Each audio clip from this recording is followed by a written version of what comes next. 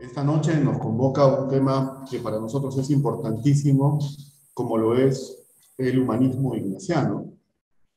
Y con ocasión de una reflexión del padre rector, aquí presente, el padre Rafael Fernández Hart, tendremos en unos minutos comentarios, reflexiones, consideraciones de un invitado, a quien presentaré en unos minutos, y de tres colegas, profesoras de esta casa de estudios. Una información que siempre es importante, puede resultar un poco incómodo, pero nos ayuda en la transmisión y en el desarrollo del evento, es que, como podrán apreciar, los micros se han deshabilitado, ¿no? Para evitar filtros o problemas, les pedimos que si por ahí todavía alguno está, no se incomode si es que se deshabilita, ¿no?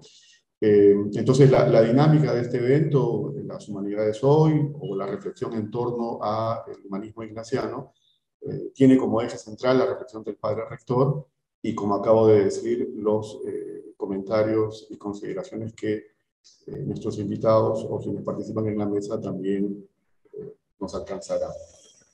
Antes de empezar, quiero darle la palabra a nuestra vicerrectora académica, la señora Isabel Berganza.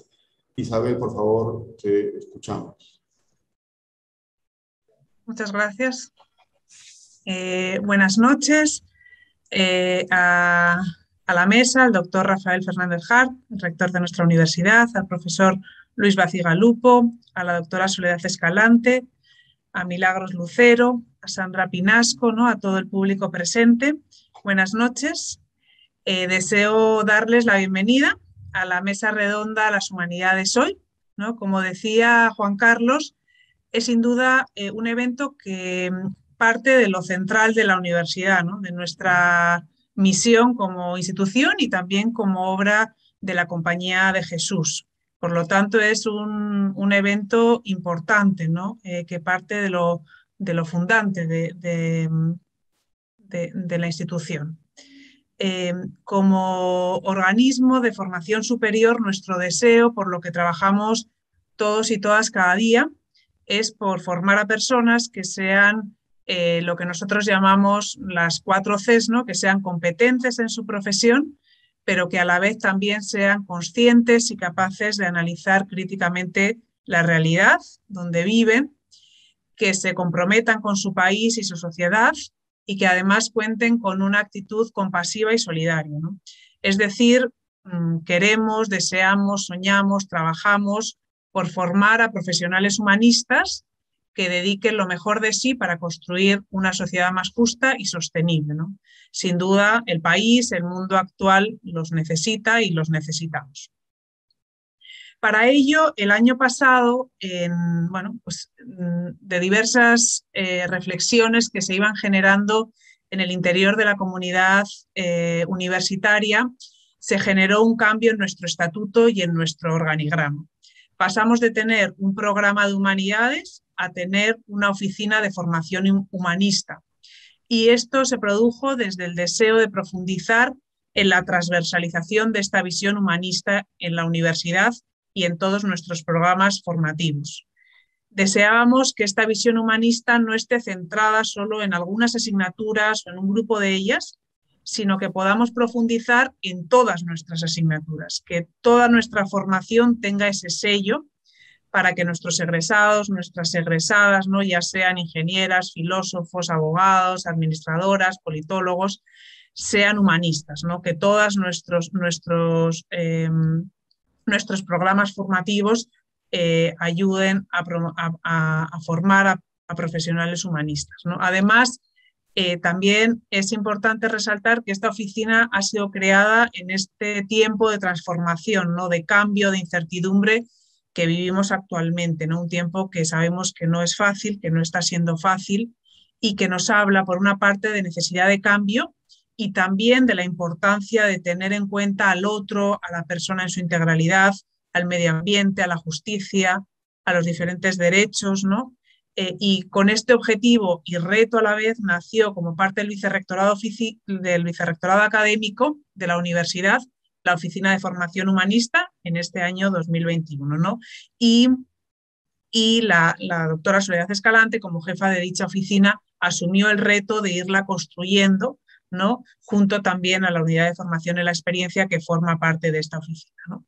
Y tras unos meses trabajando y comenzando a promover que toda la comunidad universitaria sueñe y reflexione sobre esto, hoy realizamos como el evento que supone la inauguración oficial de dicha oficina, ¿no? Y bueno, qué mejor manera de realizarla a través de esta mesa redonda, donde a partir de la presentación de nuestro rector, ¿no?, sobre las humanidades hoy, pues podremos también profundizar en cómo debemos entender esta visión humanista en las sociedades actuales y en la formación que impartimos para los profesionales de hoy en día. Entonces, bueno, sin más, darles la bienvenida, agradecer también su participación y pues que comencemos con estas reflexiones tan importantes para toda nuestra comunidad universitaria y nuestro mundo actual. Gracias. Muchas gracias a ti, Isabel, por tus palabras, que creo que nos ayudan mucho a entender el contexto en que nace esta oficina y la importancia de lo que acabas de decir, ¿no? Las humanidades. Muchas gracias por tus palabras. Sin más preámbulos, entonces, ahora nos introducimos en esta mesa redonda para escuchar, para reflexionar, y qué mejor manera de hacerlo que con las palabras del padre rector y las consideraciones que él tenga bien presentarnos. Lo voy a presentar brevemente. Sabemos que es jesuita, rector de nuestra casa de estudios. Él es doctor en filosofía por el Centro Sèvres de París. Ha publicado Creer o no creer, un libro sobre el problema de la fe en el mundo contemporáneo, ¿no? Y Creo, luego existo, un libro muy interesante sobre el tema de la revelación y la religión en la obra de Emmanuel Levinas, ¿no? Es un libro sugerente que invito a leer. Sin más preámbulos, padre rector, tiene usted la palabra. Buenas noches a todos, a todas. Muchísimas gracias por estar aquí presentes ya en este evento que hemos querido preparar en torno al humanismo y al humanismo ignaciano, como pongo en esta primera, como aparece en esta primera diapositiva. Quisiera empezar con una frase que puede inspirar este documento, que es en el fondo un estudio hecho para dialogarse, para debatirse, para criticarse y por supuesto para profundizar. Entonces, por favor, siguiente diapositiva. Comienzo entonces con esta frase que puede, repito, inspirar el sentido de lo que he de decir en esta presentación. Siguiente diapositiva, por favor, la número 2.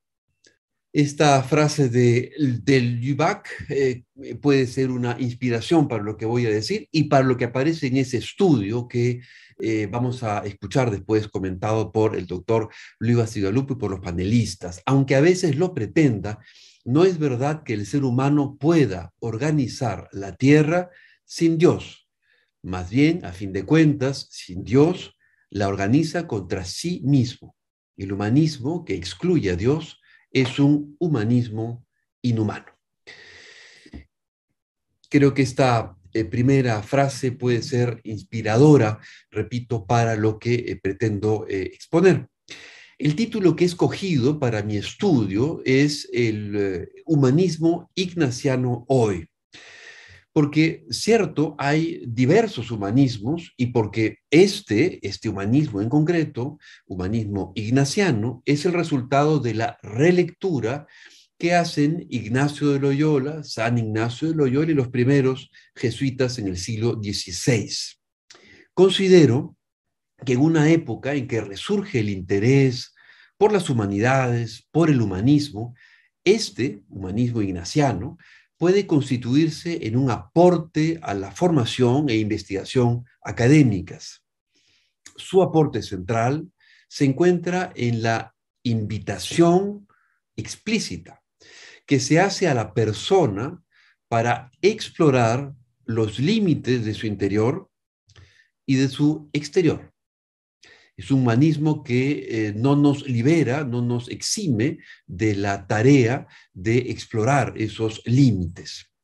Dicha exploración se concreta en nuestras formas de acceder además a la verdad, ya no solo como si se tratara de un objeto, sino sintiéndola, sintiendo la verdad, si acaso eso es posible. Y creo que precisamente una parte importante de este humanismo ignaciano consiste en transformar nuestro acceso a la verdad. Siguiente diapositiva, por favor.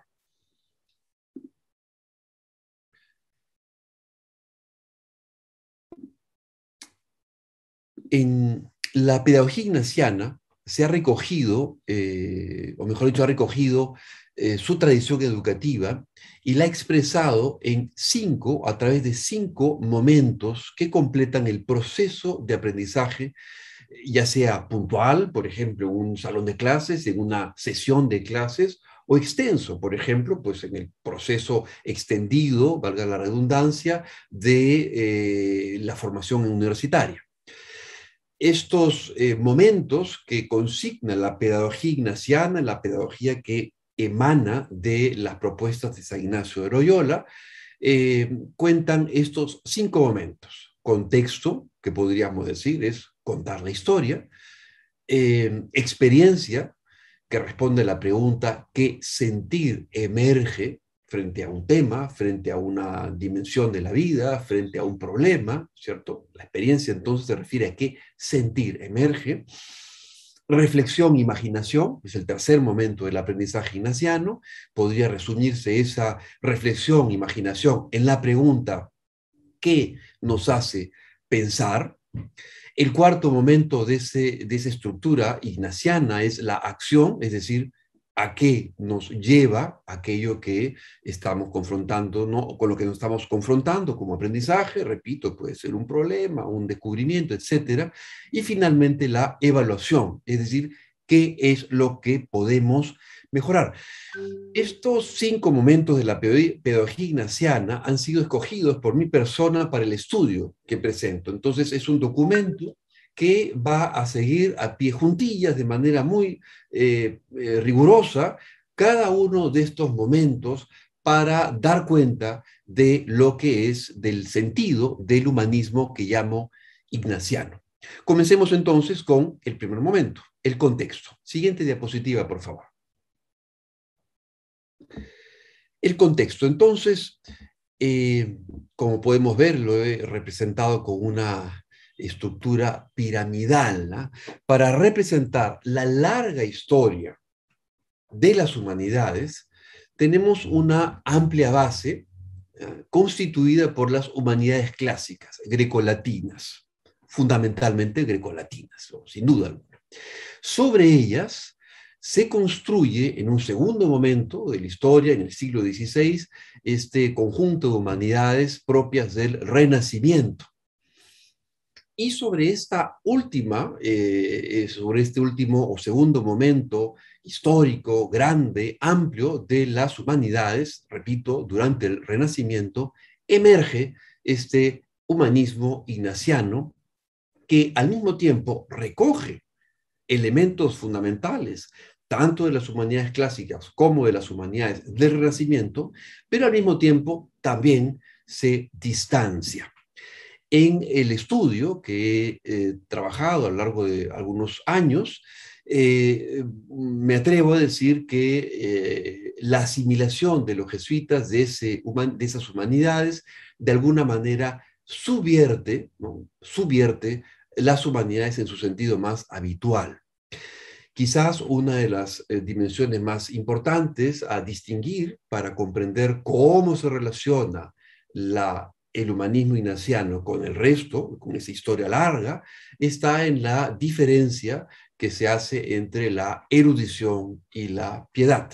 Un texto que encontré más tarde, el humanismo ignaciano que propone Ignacio de Loyola y los jesuitas no se queda en el límite, en el ámbito de la erudición, sino que une esto o esta a la piedad. Y la piedad tiene una dimensión no solo ética, sino sobre todo y fundamentalmente espiritual. Siguiente diapositiva, por favor. En mi estudio, el segundo momento es el de la experiencia. Esta parte de mi estudio es quizás una de las secciones que más trabajo me ha supuesto y cuya complejidad puedo graficar en esta pregunta. ¿Cómo ayudar a lectores de este texto o a los oyentes en este momento, hoy, a reproducir una experiencia humanista ignaciana?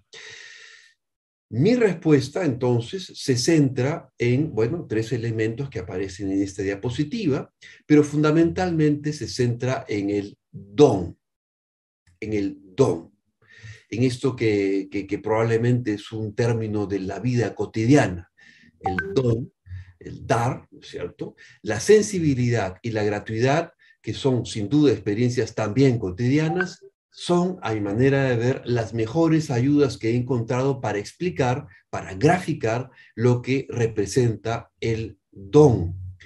El humanismo ignaciano está anclado entonces en una experiencia de don por el que se sale de ese margen muchas veces estricto y empobrecedor de la pura reciprocidad, donde los intercambios entre nosotros están controlados, están medidos y son convenientes, porque uno da una botella de vino y sabe que mañana o en 10 años recibirá una canasta o un pago, ¿no es cierto?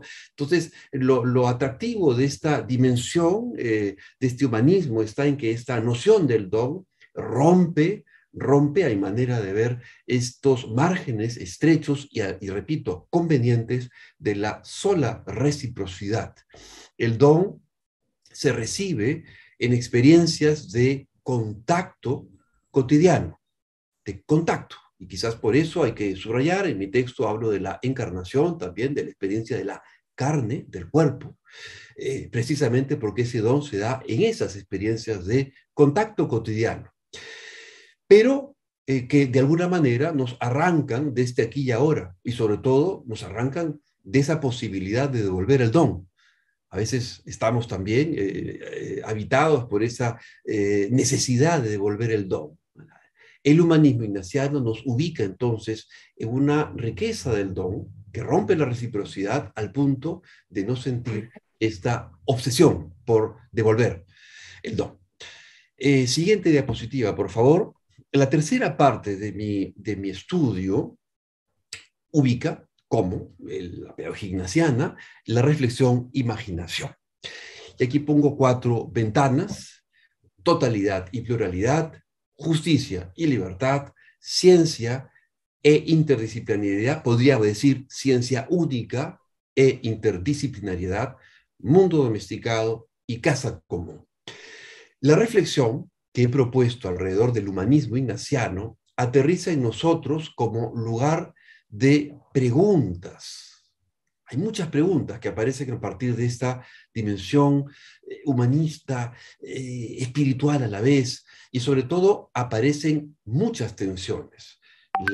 Este humanismo ignaciano, puesto que acentúa esta dimensión del cuerpo, no nos exime de las tensiones, y hay que atravesar las tensiones. Y aquí he graficado 4 de ellas, pero probablemente no son las únicas. El humanismo, repito, no es necesariamente una moda, menos aún porque, repito, no nos exime de atravesar esas y otras tensiones.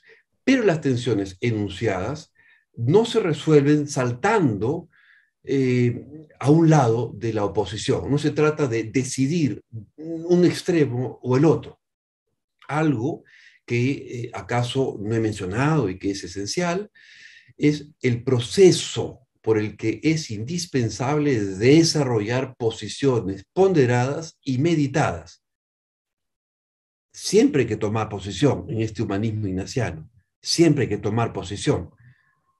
En ese sentido me atrevo a decir que el humanismo, este humanismo al cual hago alusión, es alérgico a la tibieza. Hay que tomar posición. y se fundamenta en la necesidad de tomar posesión. Eso corresponde precisamente con la idea de una corporeidad. Sin embargo, la posesión no se resuelve fácilmente lanzándose a un lado. La libertad en lugar de la justicia, por ejemplo, o la justicia en lugar de la libertad. Se trata de comprender la articulación en el estudio que desarrollo ampliamente, mejor dicho, estas tensiones para mostrar cómo el humanismo ignaciano atraviesa estas tensiones y nos ubica en una posición mucho más enriquecedora. Siguiente diapositiva, por favor. En la cuarta parte de este trabajo, la acción, me atrevo a decir algunas cosas en torno a un sistema de calidad.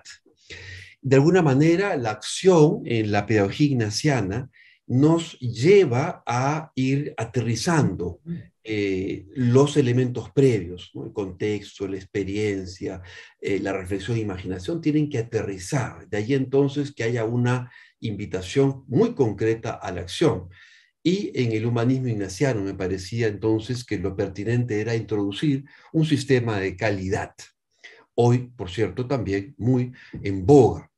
Este humanismo, como lo señalo en mi estudio, comprende el sentido de la encarnación como un hecho que además revela que nuestra vida se encuentra en una relación de don. Estamos atravesados por el don. Nuestra vida es, de alguna manera, no solo símbolo, sino evidencia de estar y de participar de ese enorme don que nos rodea por todas partes. Acoger este hecho inevitable de la encarnación, es hacerlo crecer. Y en efecto, al aceptar este hecho que soy, me planteo metas más allá de la carne que ya soy. De allí que hable en el texto, en el estudio, del magis ignaciano. El magis es simplemente pues un más allá, ¿no es cierto? Un plantearme, un proponerme metas siempre que van más allá del aquí y ahora. Precisamente por ello me parecía que en un sistema de calidad donde lo relevante es pensar y planificar y pensar hacia adelante, el magis de la pedagogía o del humanismo ignaciano era fundamental. Este magis, este más, no es una propuesta cuyo fin sea engordar el ego, engordar esta especie, y perdonen la figura, pero me parece que es lo más gráfico. No se trata de un magis para engordarnos y revestirnos de alguna manera de medallas y de glorias. Al contrario, la riqueza de ese magis es que se trata de un proyecto que nos saca de nuestra propia posición, que puede ser finalmente limitada. Por eso he puesto aquí, alrededor de este magis ignaciano, elementos que aparecen en mi estudio, el telos, por supuesto, este fin que tenemos delante, ese fin que se une al bien mayor, que en Ignacio de Loyola, por supuesto, que es la gloria de Dios. ¿Es posible en humanismo hablar de la gloria de Dios? Ciertamente en el ignaciano sí, no probablemente en el humanismo en general, donde eventualmente estaremos reñidos con esta irrupción de un Dios. Pero evidentemente este magis va a suponer desmontar, un desmontaje de lo estándar, desmontar lo ya aprendido, desmontar los lugares comunes, romper por lo tanto el lugar cómodo de nuestra conciencia, de nuestros aprendizajes, de lo que ya sabemos, de los lugares donde ya vivimos, de los entornos donde circulamos. Ese desmontaje es necesario si lo que buscamos es precisamente un magis, un más. De ahí entonces la importancia de esa cuarta esfera que pongo abajo, el proyecto de vida. Esos elementos, repito, aparecen articulados en el estudio del cual estoy hablando. Siguiente diapositiva, por favor. La última parte de mi estudio, que han tenido a bien comentar los amigos e invitados. Esta sección recoge una vez más el magis, esta evaluación, este cierre, que además, debo decir entre paréntesis, obsesionaba un poco a al fundador de la Compañía de Jesús, esta necesidad de evaluar, de ponderar todo meticulosamente y sistemáticamente. Una y otra vez había que volver al examen, dice Ignacio, para evaluar en el fondo qué es lo que ha pasado, qué es lo que ha pasado alrededor, qué ha pasado con el proceso, qué ha pasado conmigo en el proceso, qué tipo de desplazamientos se han producido en mí, en la institución, en el entorno. Esta sección entonces recoge, les decía, el MAIS, pero para preguntarse qué es lo que puede y sobre todo debe mejorarse. Es el momento en el que el humanismo ignaciano se plantea la necesidad de continuar en un proceso permanente de transformación. He puesto aquí, una vez más, el conjunto de elementos que aparecen en esta última etapa, el MAIS, y que planteo en el texto, en el estudio, en un formato de preguntas, ¿no? Se trata de un conjunto de preguntas que ayudan a tomar conciencia sobre el proceso, sobre una visión trascendente, sobre la verdad del yo que es limitada y que hay que desmontar y someter a un desmontaje permanente. Descartes, buen discípulo del humanismo ignaciano, comienza precisamente interpretando esta lógica ignaciana, haciendo y produciendo un desmontaje de las creencias y del saber. El valor de la historia, que es fundamental en la pedagogía y en el humanismo ignaciano, y por supuesto se trata de, a pesar de que el MAIS nos impulsa permanente más allá, se trata de plantearse metas razonables. Supone lo que digo que el humanismo ignaciano exprese cierto desdén con relación al estado actual de las cosas.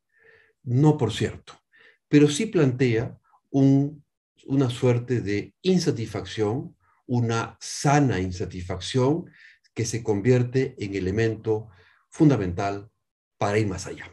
Siguiente diapositiva, ya voy terminando, concluyendo. Por favor.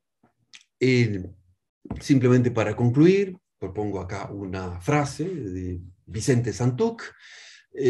Un discurso válido únicamente para unos cuantos ya no puede ser hoy el fin del hombre verdadero. Esta frase, por supuesto, no debe verse en contradicción con un humanismo ignaciano, porque de alguna manera lo que tratamos de pasar como mensaje es que este humanismo ignaciano es perfectamente válido como, o mejor dicho, razonable como lectura e interpretación del humanismo más allá de las creencias locales o de las confesiones particulares. Siguiente diapositiva, por favor. Muchas gracias.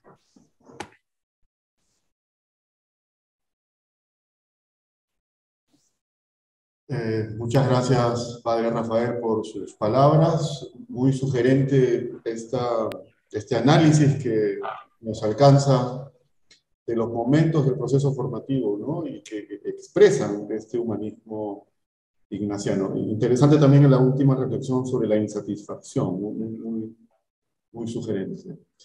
Gracias.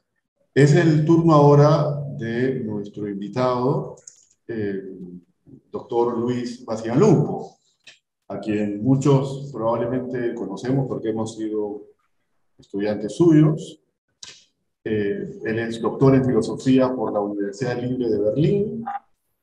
Como acabo de decir, ha sido profesor en la Universidad Ruiz de Montoya, en la Escuela Ruiz de Montoya también. Y hasta hace poco ha sido profesor de filosofía medieval y de filosofía de la religión en la Pontificia Universidad Católica del Perú, ¿no? Ya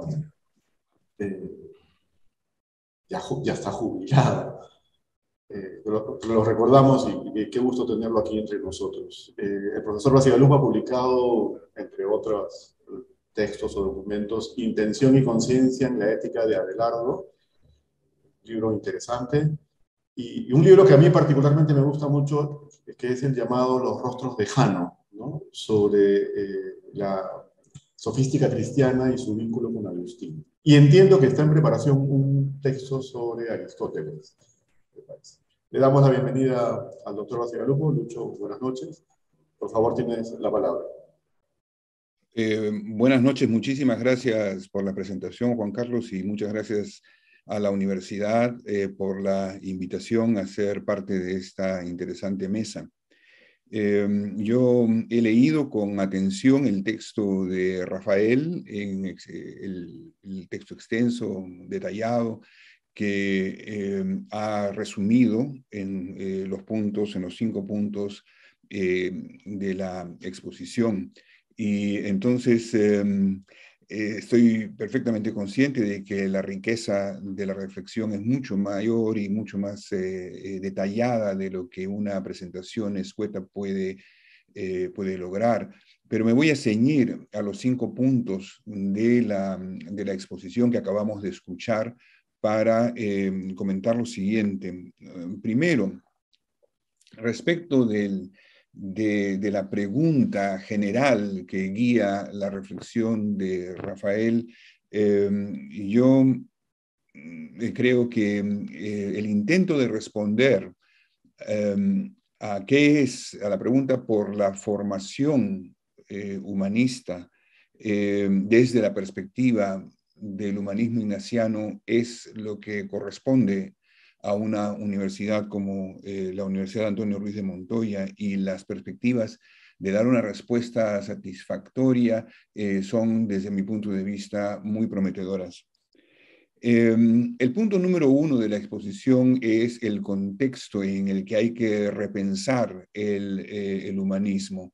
Y efectivamente hay muchos humanismos, y es interesante entonces que uno de ellos, el humanismo ignaciano, pueda ser destacado en ese espectro más amplio. Y yo creo que la manera más interesante de destacar el humanismo jesuita o ignaciano ha sido ya formulado de una manera brillante en un estudio de Alexander Marix que se titula, tiene el gracioso título de San Cicerón, porque este título es muy indicativo de lo que caracteriza al humanismo de los jesuitas en el periodo en el que la primera generación de jesuitas está muy activa en la vida universitaria europea. En la vida parisina, más concretamente, de la Universidad de París.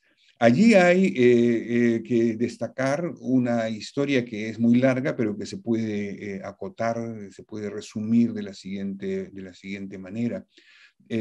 Hay un proceso que conduce a la cultura europea desde los fundamentos ciceronianos que están... Cicerón es recuperado por los jesuitas, la retórica es recuperada por los jesuitas en su comprensión del humanismo. Y en ese sentido hay que reconocer que la universidad, como se viene desarrollando en el siglo XVII en adelante, incluso antes, desde antes ya se ve que la universidad tiene una tendencia que es más bien antirretórica. La retórica había sido relegada como las artes liberales, como una de las artes liberales, y la ciencia, la analítica, es la que empieza a tomar lugar predominante en la universidad. De modo que hay efectivamente la posibilidad de decir que el humanismo ignaciano es un bastión del pensamiento retórico que no se pierde, no pierde esa tradición, la recupera y la conserva en adelante. Esto es lo que quería señalar respecto del punto número 1, que es el contexto en el que se tiene que hablar del humanismo ignaciano. El segundo punto, en lo que toca a la experiencia, es el punto en el que Rafael utiliza con mucha frecuencia y con mucho detalle el término don. Ahora, el término don tiene la posibilidad de entenderse de dos formas. El don es, por un lado, el servicio, donarse en el sentido de servir a los demás, es decir, en la dimensión ética. Pero también es interesante trabajar el término que utiliza Rafael en su dimensión más metafísica, en el sentido de el don como aquello que se otorga y que no lo otorga un individuo, una persona, sino que se otorga a todo, que se otorga a todo individuo, a toda persona, al cosmos, a la naturaleza, a los planetas, es decir, es el ser. Este don, la donación del ser, es una cosa que desde la perspectiva metafísica tiene que trabajarse también en estrecha conexión con el don como servicio para complementar esas dos dimensiones que no podrían estar ausentes de una consideración del ser humano como central. Ahora, la centralidad del ser humano, por otra parte, nos lleva a preguntarnos de dónde procede, y no en la exposición que hemos escuchado, pero sí en el texto está claro que Rafael entiende que esa procedencia es bíblica, está en el Génesis. En el pasaje de Génesis, del primer libro de Génesis, donde se señala que todo ha sido creado para el hombre. Y entonces la pregunta por el fundamento bíblico del humanismo es una pregunta que inmediatamente nos lleva a cuestionar, a revisar, a desmontar eventualmente las interpretaciones que de estos dos primeros capítulos del Génesis se suelen tener en la tradición cristiana. Y mirarlos desde una perspectiva, mirar esos dos capítulos desde una perspectiva que pueda considerarse ignaciana, me parece a mí que nos conduce directamente al punto número 3 de la exposición de Rafael, que es la importancia que él le otorga a la reflexión y a la imaginación. Pero sobre todo yo subrayaría ahí imaginación. Es la imaginación lo que tiene que llevarnos a considerar nuevamente los textos fundamentales de la tradición cristiana, con la libertad suficiente y con la creatividad suficiente como para sacar de ellos todos aquellos otros aspectos que podrían enriquecer nuestra visión del humanismo ignaciano o del humanismo en general en la era secular.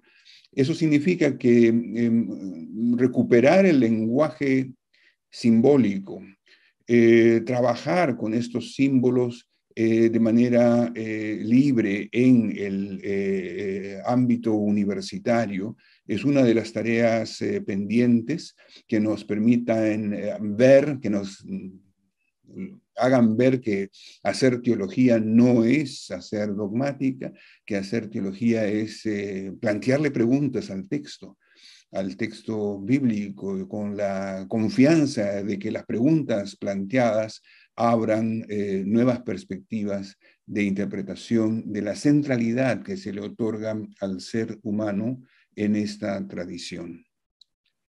Y allí entramos a los dos últimos puntos de la exposición de Rafael, que me parecen que obviamente están marcados por la preocupación de un rector de una universidad. Porque estamos viviendo, yo lo he visto en la última década, muy de cerca, estamos viviendo una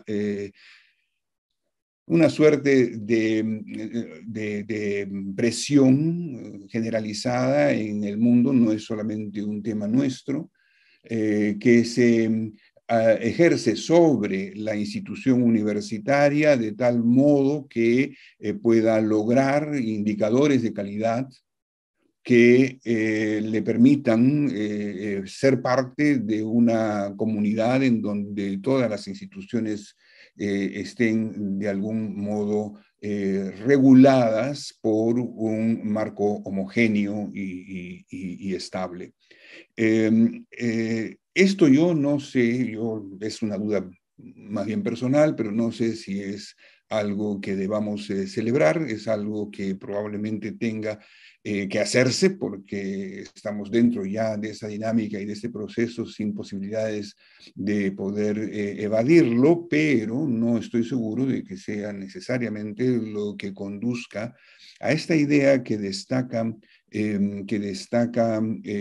Rafael en su exposición con el término magis y que supone ir siempre más allá de los parámetros en los cuales uno se concibe a sí mismo como persona y a sí misma como institución, en el caso de la universidad. Y es interesantísimo, por supuesto, que subrayar que el término latino magis puede ser entendido desde dos otros términos que son términos que se siguen casi de inmediato. La pregunta es si magis debe entenderse como maius o como melius. Es decir, si vamos a dar una interpretación puramente cuantitativa de este proceso que nos conduce más allá de nosotros mismos, con lo cual estaríamos necesariamente ajustándonos a los indicadores de calidad que el contexto histórico hoy nos plantea, o si estamos interesados en más bien dar pasos que sean entendidos desde el melius, desde una mejora que ya no puede de ninguna manera estar sometida solo a los indicadores cuantitativos de calidad, sino que tienen que ser verdaderamente indicadores de calidad. No es fácil definir la calidad, para muchos es imposible definir la calidad si no se recurre a indicadores externos que se puedan cuantificar, si no se conoce la tradición a la que uno pertenece y en la que uno quiere seguir recreándose como personas y como institución. Eso es lo que en el punto 5 tendría que estar siendo considerado con detalle para una evaluación del proceso en el que se ha embarcado una institución como la universidad. Básicamente son estas las cosas que yo quería comentar respecto de las metas que nos podamos proponer en adelante. La idea sería, desde mi modesta opinión, dejar abierta a la discusión la pregunta por cuáles son estas metas, y una discusión en la que no solo participe el cuerpo docente, una discusión en la que obviamente también tienen que participar aquellos estudiantes más avanzados en la carrera universitaria que hayan llegado a comprender y a participar estrechamente del espíritu de la institución. Bien, no me extiendo más porque creo que estoy ya sobre el límite de mi tiempo. Me alegro de que no se haya vuelto a cortar el internet y reitero mi agradecimiento por la invitación que se me hizo. Muchísimas gracias, Luis, por tus palabras, por estas observaciones, este detenimiento con que has ido revisando esta secuencia con la que el propio Rafael ha ido también reflexionando, ¿no? Y interesante también la reflexión que hace sobre el don que hiciste hace unos minutos y ahora sobre el maíz, ¿no? En el contexto que vivimos ahora. Muchas gracias por tus palabras, Luis. Toca el turno ahora a Soledad Escalante. Ella es la actual directora de la Oficina de Formación Humanista y es profesora en el Departamento de Filosofía. Ella es doctora en Filosofía en la especialidad de Filosofía Social por la Universidad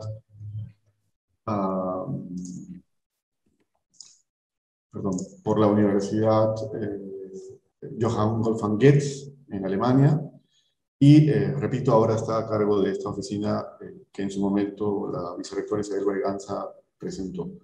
Sin más preámbulos, Soledad, por favor, te escuchamos. Muchas gracias, Juan Carlos, por la presentación. Muchas gracias a todos los que esta noche nos acompañan en esta mesa redonda. Buenas noches con todos. Nosotros vamos a hacer comentarios respecto a el estudio que ha presentado Rafael Fernández, y en esa línea, pues, mi intervención se enfoca en diagnosticar el magis ignaciano, ¿no?, en la UARM, y brindar una propuesta a la formación humanista.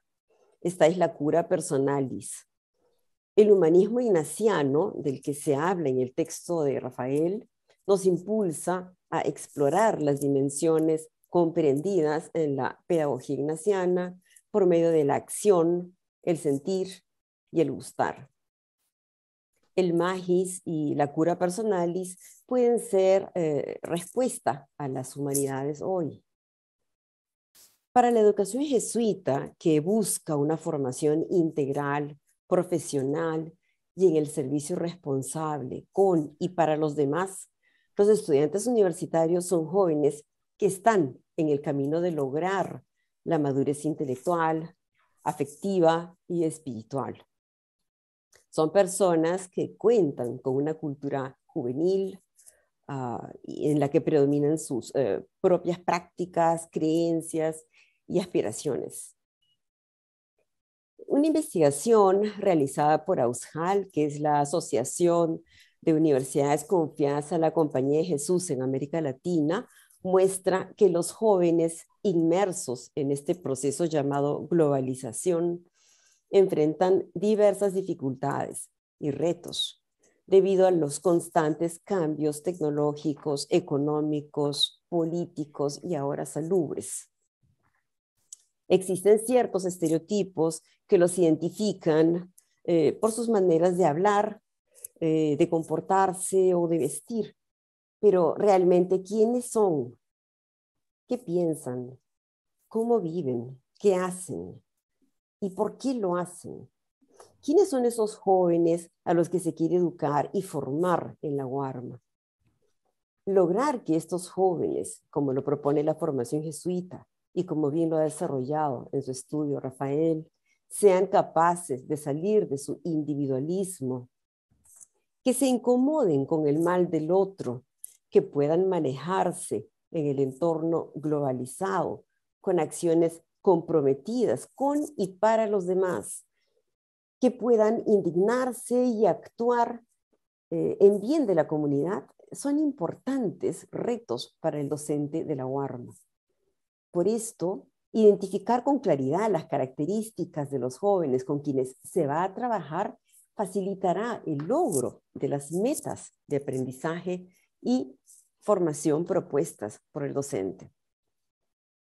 El modelo educativo jesuita busca contribuir al logro de una sociedad más libre, solidaria, justa, incluyente, productiva y pacífica, mediante la formación de profesionales e investigadores de gran calidad humana, competentes a nivel nacional e internacional y comprometidos en un mayor servicio a los demás. Quiere formar a los mejores con y para el mundo. Propone una formación humanista e integral para que los estudiantes se desarrollen como personas conscientes de sí mismas y del mundo en el que viven. Al ser competentes para afrontar problemas técnicos, sociales y humanos, compasivos para sentir el dolor del otro y reaccionar de manera solidaria, y comprometidos a tomar las mejores decisiones por el bien común.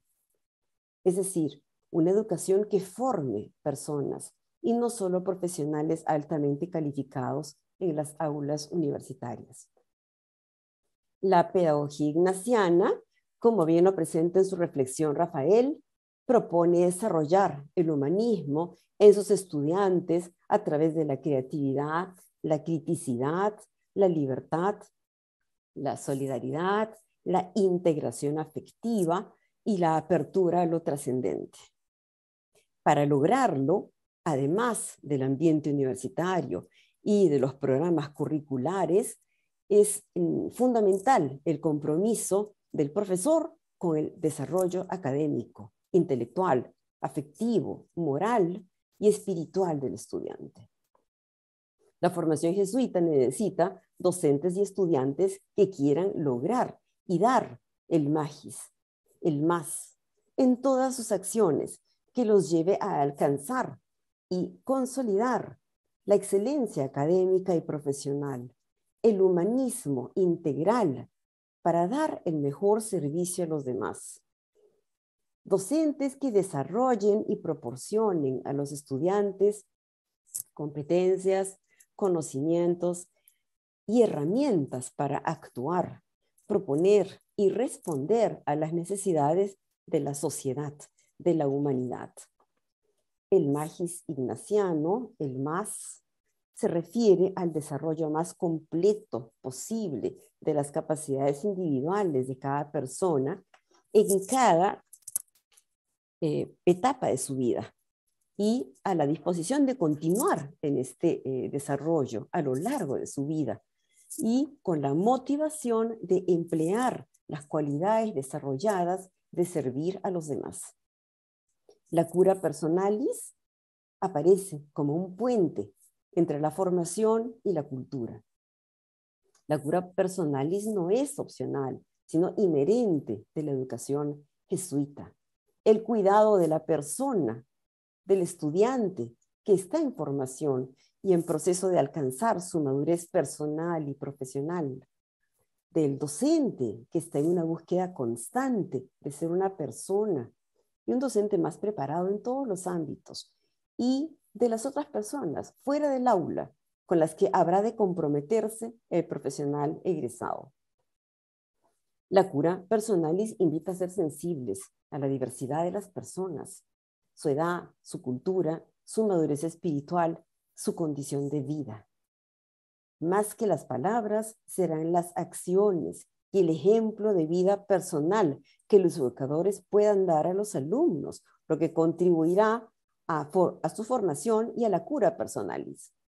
Esto facilitará el acercamiento respetuoso y familiar entre docentes y estudiantes y el logro de metas profesionales para el bien común. Un logro natural de la cura personalis es que el alumno se responsabilice y se comprometa con un aprendizaje significativo, situado y colaborativo que promueva su autonomía y sus conocimientos, habilidades, actitudes y principios. Concluyo mi comentario con una cita extraída de las conclusiones que presenta en su estudio Rafael Fernández. Dice, el humanismo no es un término unívoco. Su historia temprana y sobre todo los desarrollos posteriores evidencian el abanico de posibilidades que admite el término. Algo que parece común a los diferentes momentos del humanismo es un reclamo para el lugar que tiene o no el ser humano. Muchas gracias.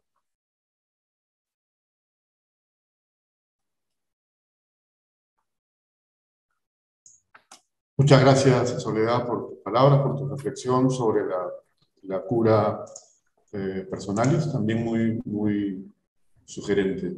Mil gracias. Le damos la palabra ahora a la profesora Sandra Pinasco. Ella es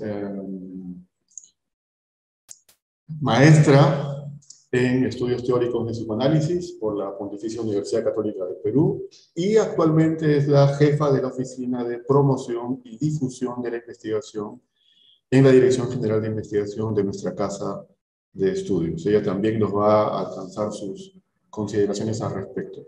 Sandra, buenas noches, por favor, te escuchamos. Buenas noches, Juan Carlos, muchas gracias. Voy a subir un poco el volumen. Ok. Yo voy a hacer un comentario quizás un poco diferente.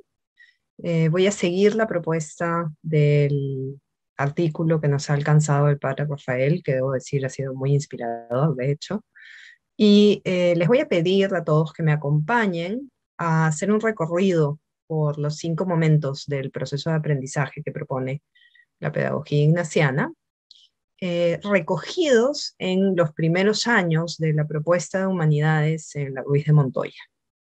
Obviamente, tengo que señalar ya desde el inicio que este recorrido que vamos a hacer es tan solo la primera etapa, es un hito en un camino que va a continuar por el resto de la formación.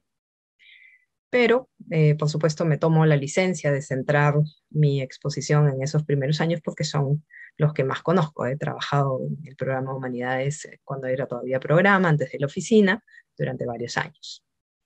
Entonces, les pido que me acompañen a, veamos, en el recorrido imaginemos un estudiante, un ingresante con muchas expectativas, con miedo, al no saber con qué se va a enfrentar, quizás muy sola, porque ha tenido que dejar a su familia para poder venir a Lima a estudiar.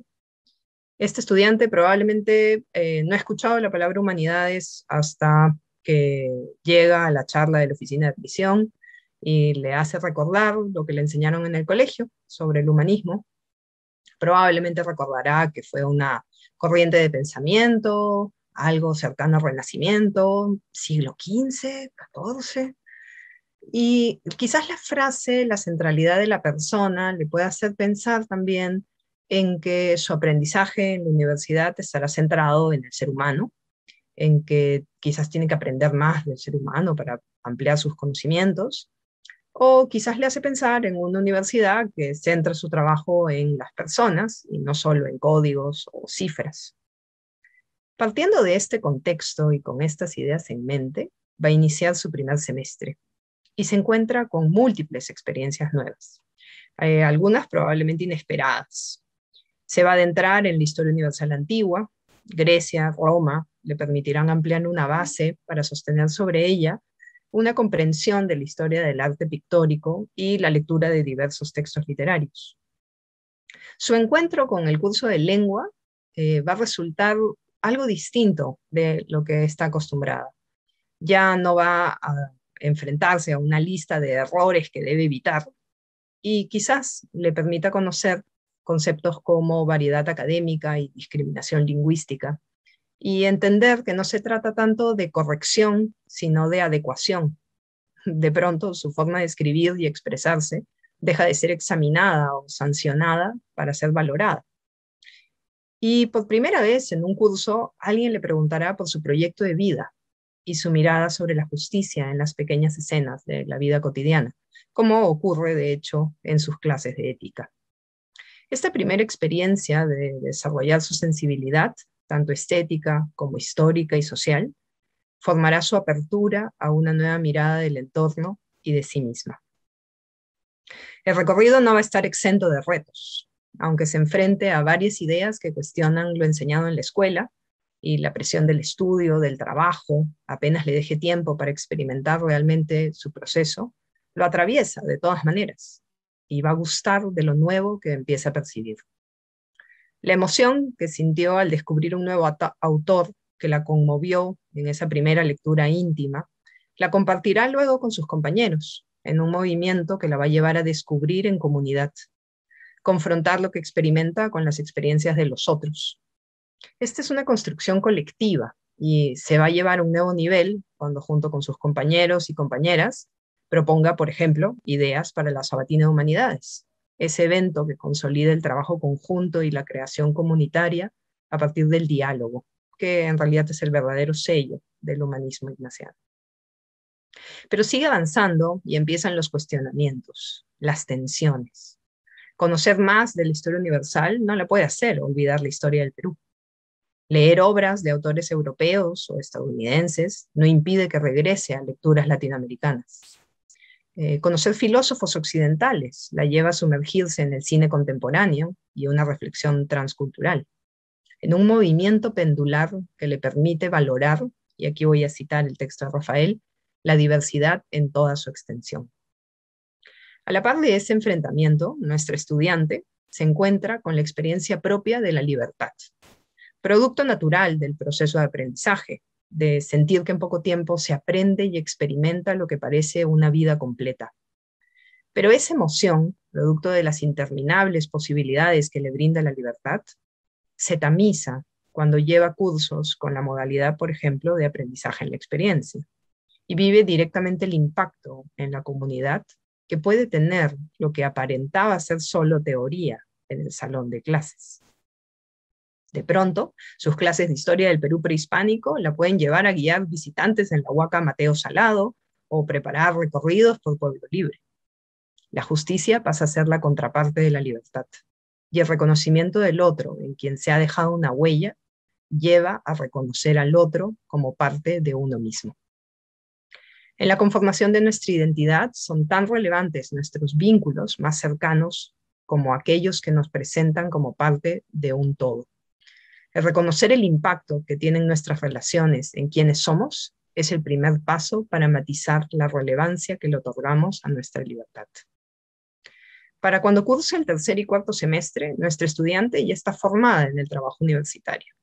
Ha aprendido a organizarse, lleva con calma la carga de estudios, reconoce las diferencias entre los estilos de enseñanza que advierte y el valor intrínseco de esa diversidad. Con ellos empieza a abrirse campo la idea de que ella también puede crear conocimiento y no solo ser una receptora de este. Cuando profundiza en los diversos temas planteados en antropología, advierte que la realidad es rica en conflictos y problemas sobre los que se puede reflexionar y quizás también solucionar. Percibe así que el impacto en la comunidad puede ser también intelectual, y para cuando debe plantear su memoria de humanidades, entiende que la interdisciplinaridad es una práctica que permite la apertura frente a un objeto de estudio. Es una estrategia que finalmente le resulta familiar al haberse enfrentado desde un inicio a esa diversidad en materias y enfoques de enseñanza. Ahora ella debe hacer memoria. Debe evaluar su proceso de aprendizaje en este primer tramo de su carrera. Debe discernir, reconocer algún tema que le haya resultado particularmente cercano para dedicarse a profundizar en él. Y así lograr su encuentro con una temática afín, personal, reflejo de su recorrido individual. Sin embargo, a la vez, debe reconocer que esa investigación, una vez concluida, tendrá un impacto en sí mismo, en un vínculo dialéctico por el cual el mundo de la experiencia, el mundo de la vida, la cobija a la vez que ella lo cobija, la alimenta a la vez que ella lo alimenta, la define tal como ella busca definirlo a él, como bien señala Rafael en su texto. Ese primer logro de creación en la investigación, fruto de todo el recorrido previo, va a terminar por hacer brotar la semilla de la excelencia académica, que buscará alcanzar en el resto de su formación. El maíz, que la llevará a desear impactar más allá de su entorno cercano para transformar instituciones, países, familias. Ese deseo generoso partirá de la reelaboración de su proyecto de vida personal, pues ella misma se reconocerá como agente de cambio. Así, nuestra estudiante deberá evaluar si ha logrado desarrollar una, y estoy citando, visión trascendente y de conjunto del mundo. Si ha asumido el valor de la historia al punto de ser capaz de acogerla y repensarla. Si se está planteando una meta de investigación razonable y a la vez desafiante, o si deberá quizá revisarla de acuerdo con sus alcances y contexto. Finalmente, deberá determinar si ha logrado salir del automatismo de la vida tecnológica cotidiana para acoger el mundo en su diversidad y contradicciones, desde una perspectiva crítica y con la mirada vuelta hacia sí misma. Gracias.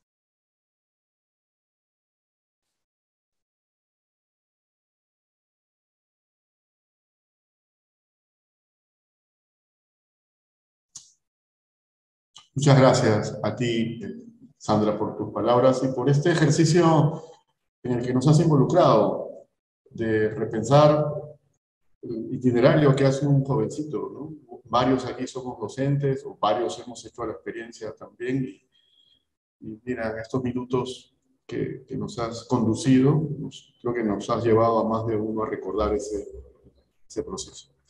Mil gracias por tus palabras, Sandra. Le damos la palabra ahora a la profesora Milagros Lucero, ya está aquí con nosotros. Ella es maestra en integración e innovación educativa de las tecnologías de la información y la comunicación, las TICs, por la PUC, y es actualmente directora del área de calidad y planeamiento en nuestra institución. Milagros, buenas noches. Tienes la palabra.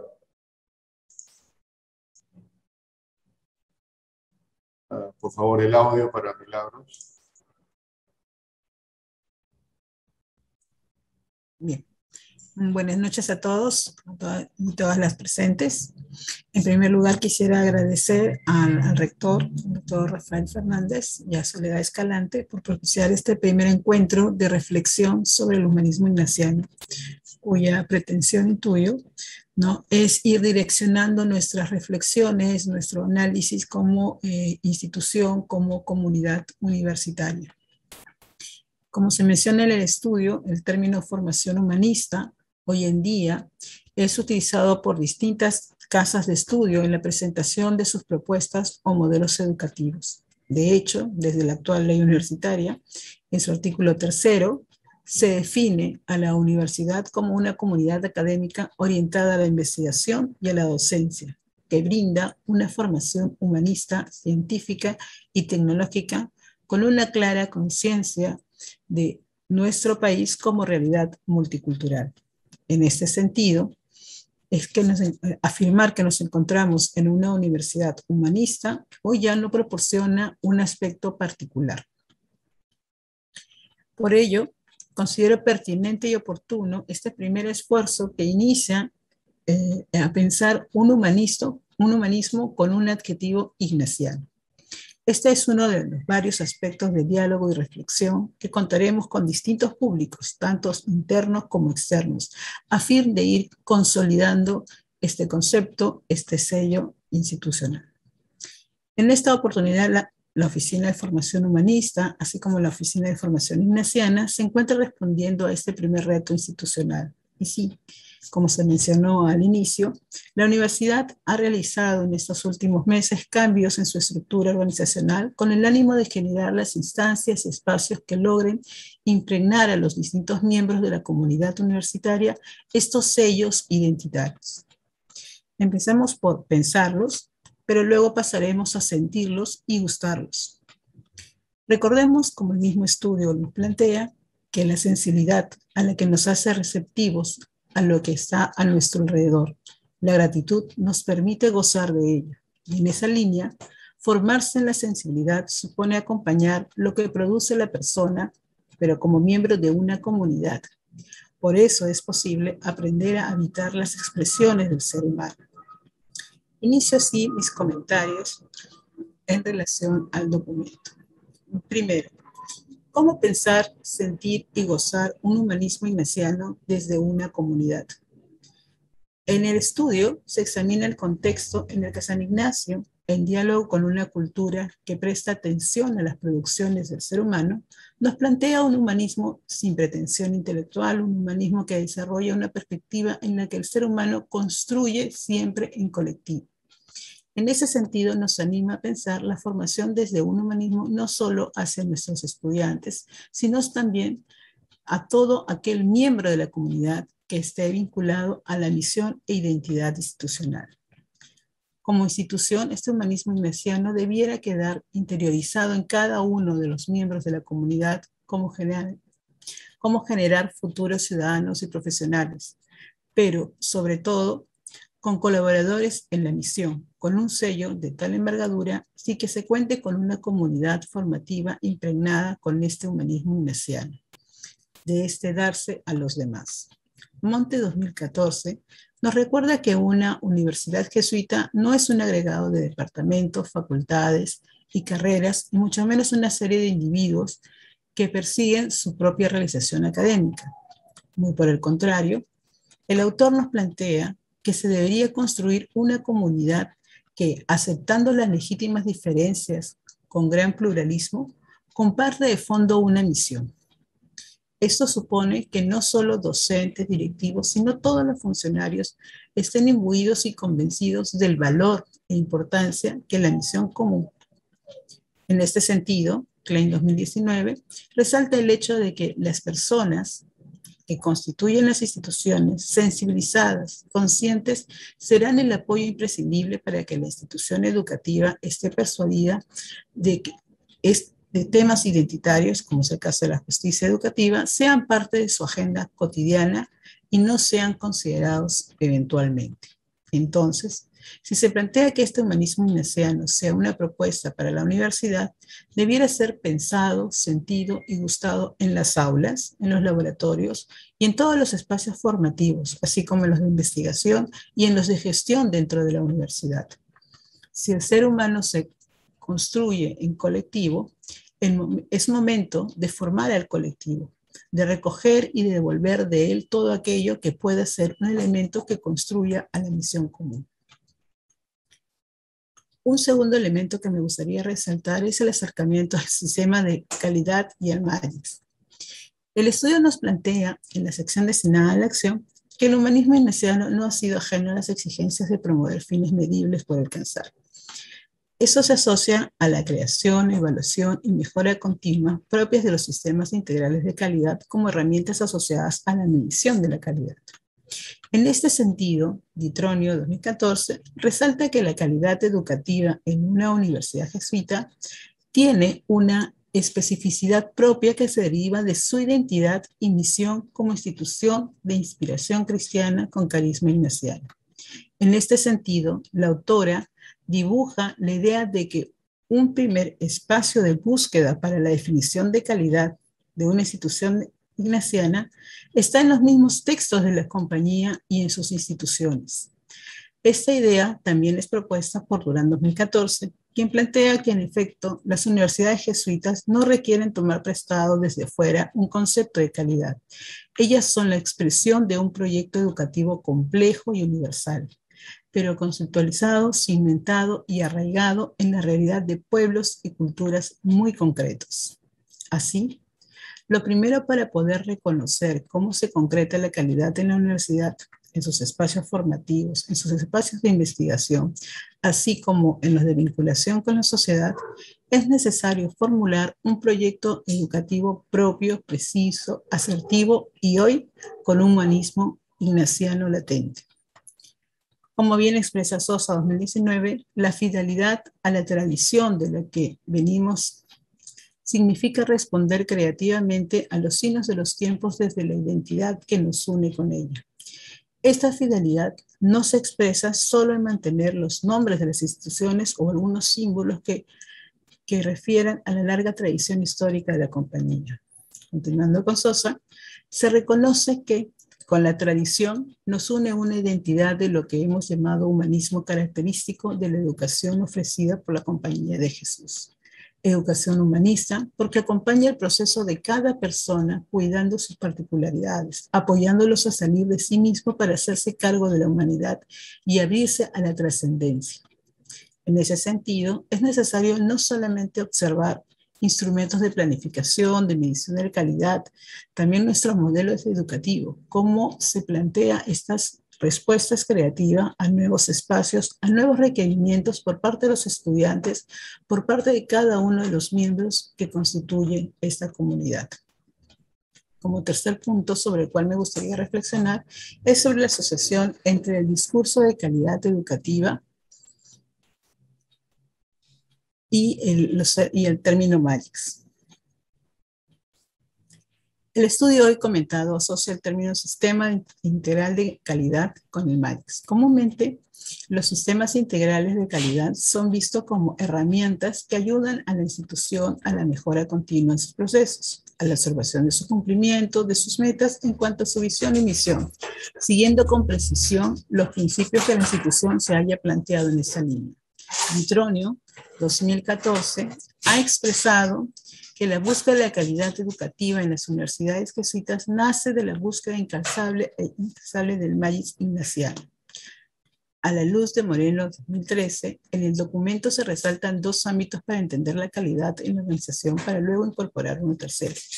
Primero, como es el ser, donde los miembros de la institución interiorizan la calidad. Segundo, es el hacer, donde la comunidad universitaria planifica. Tercero, el desear, soñar con un proyecto de vida y darle concreción. Este último también debe darse en los actores de la institución, procurada por la calidad. Líneas arriba comenté cómo el humanismo ignaciano debe ser pensado, sentido, gustado por y en la comunidad.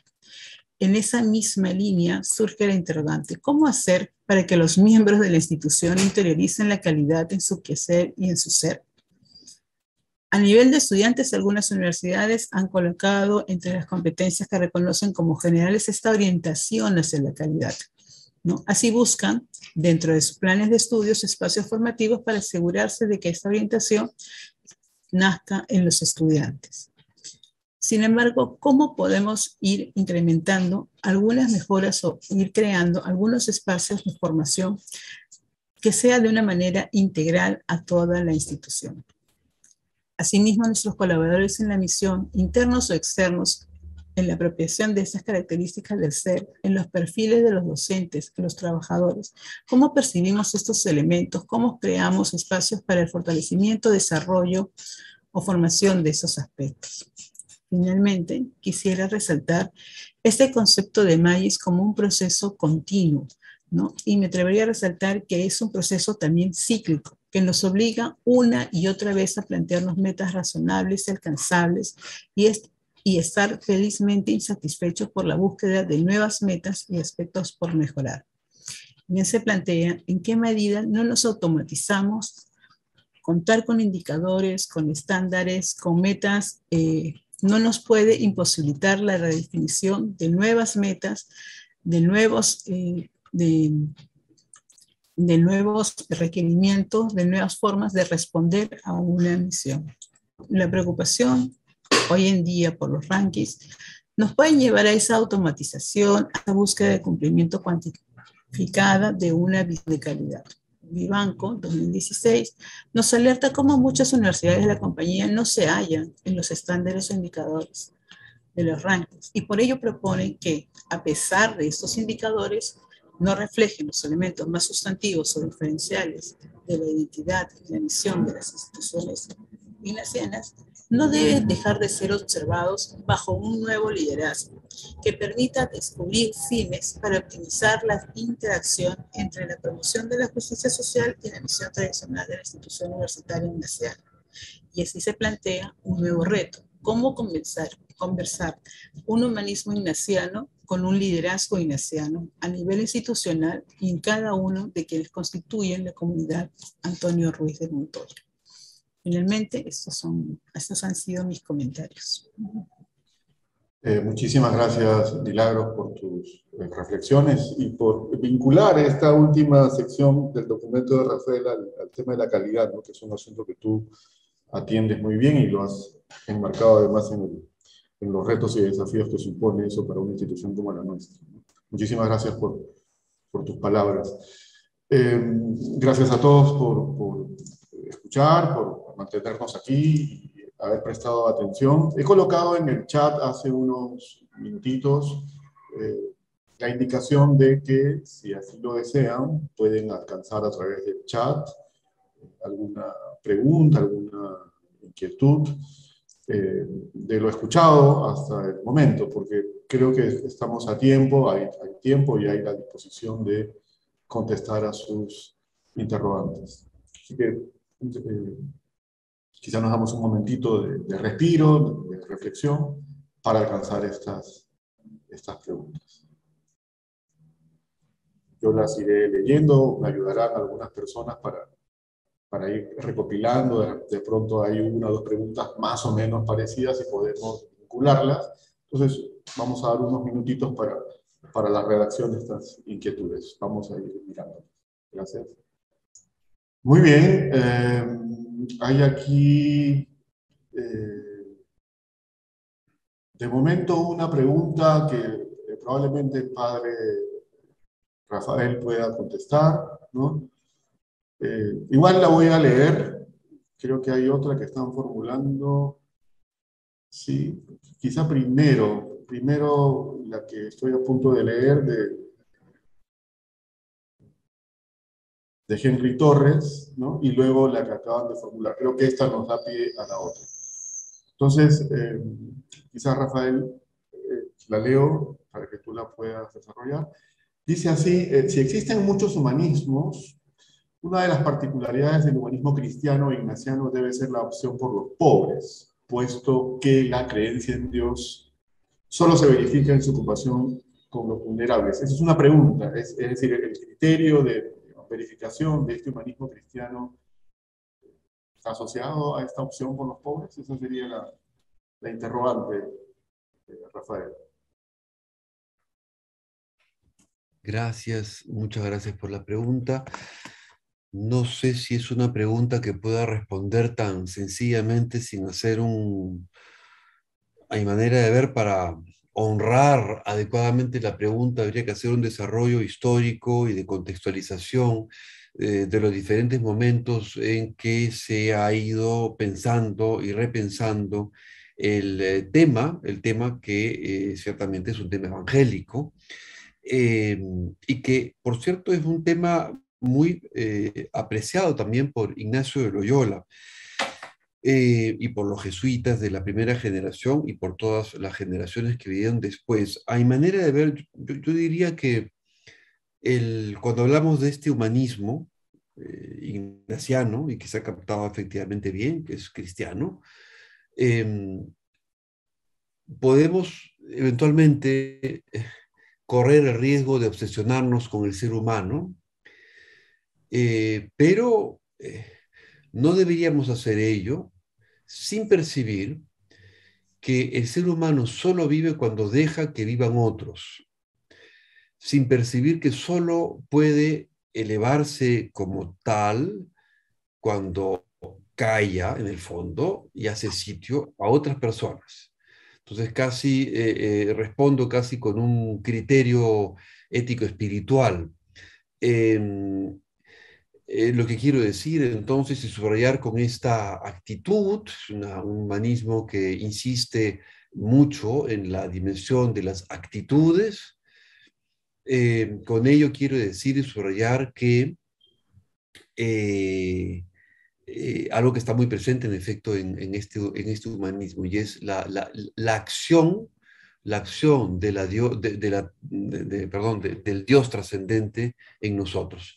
Y eso se expresa, cierto, sí, a través de concreciones como la que se ha expresado, la atención a los vulnerables. Yo diría, en todo caso, no solo a los vulnerables, sino que nuestra preocupación por el ser humano supone percibir que solo vive el hombre, o el ser humano, perdón, ya no se dice hombre, en los textos que he leído, por cierto, para preparar este estudio, el 99% de los textos todavía tienen un discurso en el cual se dice el hombre, ¿no es cierto? Que evidentemente está desfasado. Pero lo que quiero decir es que lo central está en que solo vive el ser humano en la medida en que deja que otros vivan. Y por supuesto, de esa manera respondo afirmativamente a la pregunta.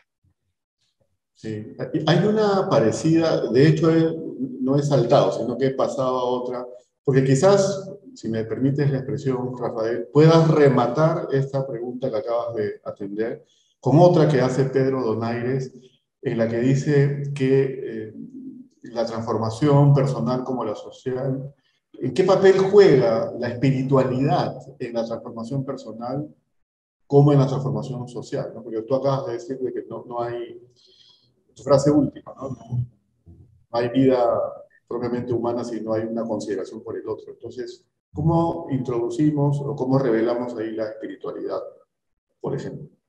Mientras voy preparando otra pregunta. Son preguntas, todas ellas me remiten a muchos textos y a muchas cosas que han corrido bajo el agua, digamos, ¿no? Mejor dicho, bajo el agua, digo, en el río, digamos, no recuerdo la metáfora, se me escapa. Pero bueno, lo que quiero decir es que sobre esta pregunta yo diría que la dimensión espiritual, a la cual también he hecho alusión, permite que desarrollemos una narrativa personal, una narrativa del sujeto. Recientemente vengo estudiando un tema un poco extraño de Surin, de jesuita del siglo XVII que participó en un conjunto de exorcismos, pero lo interesante de esta, y en algún momento él se alegra de se alegra, es una manera de decirlo, bueno, sí, pero celebra el haber sido poseído por el mal, por el demonio, por el diablo, no porque se alegre en sí mismo, digamos, no porque sea un hecho a celebrar, sino porque eso le permite abismarse, reconocer su dimensión interior en toda su desnudez. La dimensión espiritual nos permite precisamente reconocer el relato que tenemos que construir.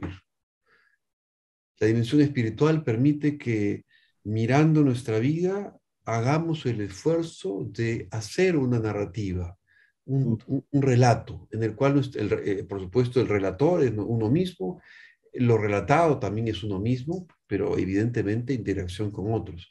Entonces, lo extraordinario de la dimensión espiritual y del humanismo, por supuesto, de este humanismo, es el que, para decirlo con palabras de otro autor, es que la dimensión espiritual permite que la persona se exprese, se diga, y se diga en un relato.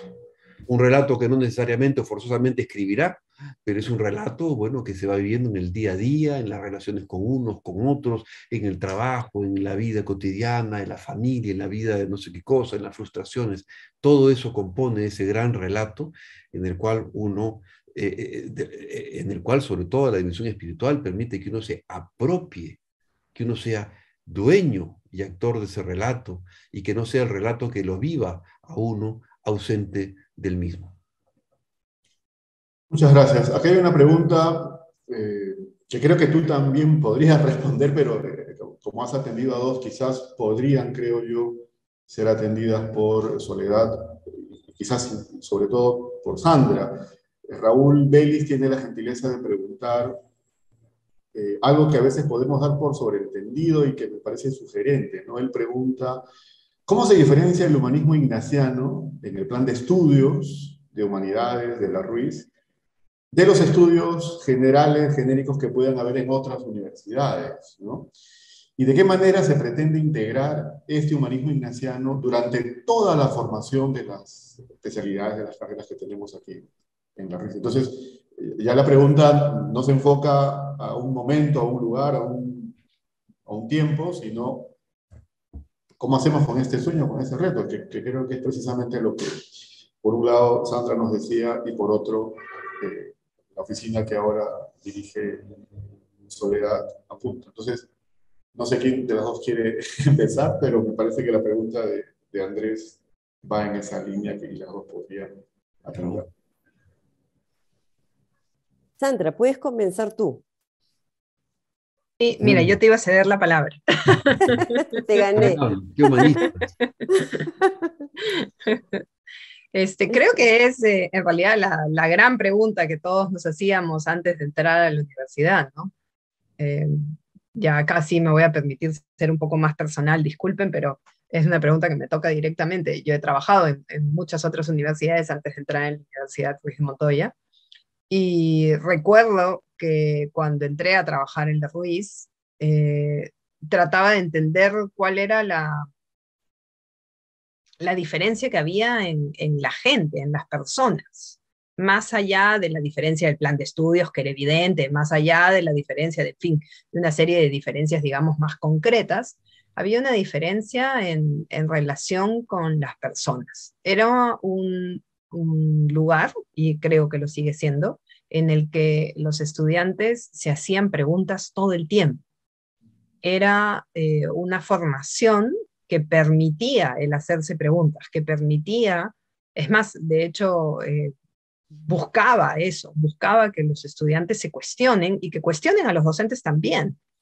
Y esa capacidad de que no sea solamente el curso con una transmisión de conocimientos, que me parece que es lo que generalmente se busca en los estudios generales, ¿no? Era esto de tienes que cumplir con un cierto conjunto de saberes que todos tienen que saber, porque si no, ¿cómo vas a ser un profesional que no sabe, no sé, cuáles son las capitales de los países y qué sé yo, una serie de cuestiones de base común, ¿no? Y en realidad esos conocimientos también se transmiten, pero a la base de esos conocimientos está ese cuestionamiento, ese hacerse preguntas, ese ser capaz de criticar constructivamente las propuestas de otro, ¿no? Y creo que ahí está, me parece, la principal diferencia, que es lo que normalmente llamamos, solamente que lo estaba dejando para el final, porque a veces estos conceptos tienden a vaciarse, si es que no se explican primero, lo que normalmente llamamos pensamiento crítico, ¿no? No sé, que eso es lo que se me ocurre por ahora para compartir. Gracias.